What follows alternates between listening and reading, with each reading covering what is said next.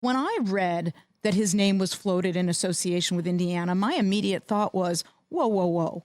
You do not bring someone in to a university setting in particular that has espoused those racist and homophobic and misogynistic views.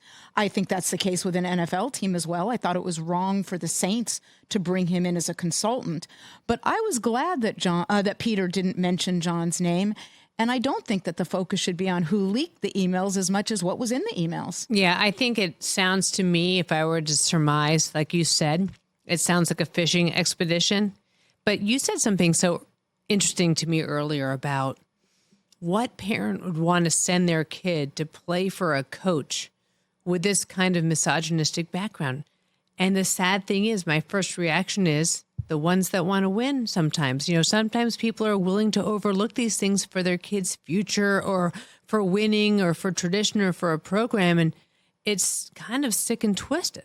Well, you're 100% right, but I misinterpreted the look on your face then. Because when I said, if I'm a parent of a student, I do not want someone who's espoused those views coaching or interacting with or acting as a leader for my child.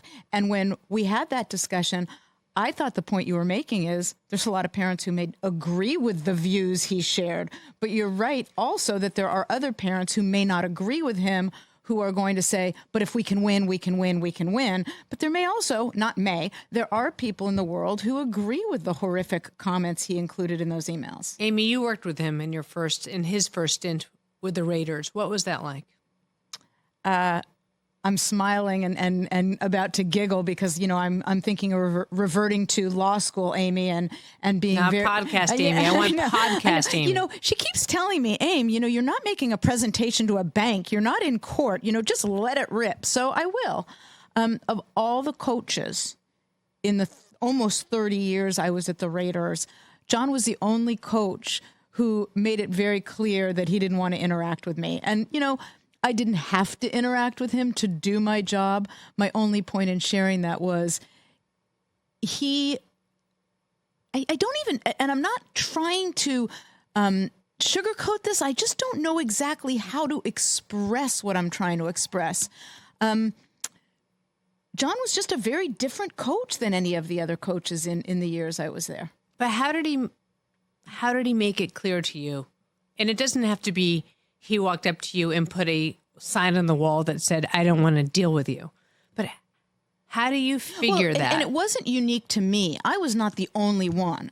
Jon wanted to interact only with Bruce. Bruce wanted to be the intermediary between Jon and Al. So let me make clear, I'm not making this personal. This was me. It was the CFO. It was the general counsel. It wasn't uniquely that he refused to deal with me. He didn't want to interact with any of us. He wanted to interact with Bruce, and Bruce wanted to be the intermediary between Jon and Al. It was a very, it's not the way I believe a business should run. I believe the four most important words in business, and I know I've said them before, and I'm going to keep saying them: communicate, cooperate, collaborate, coordinate. And that's not the leadership style he or Bruce showed.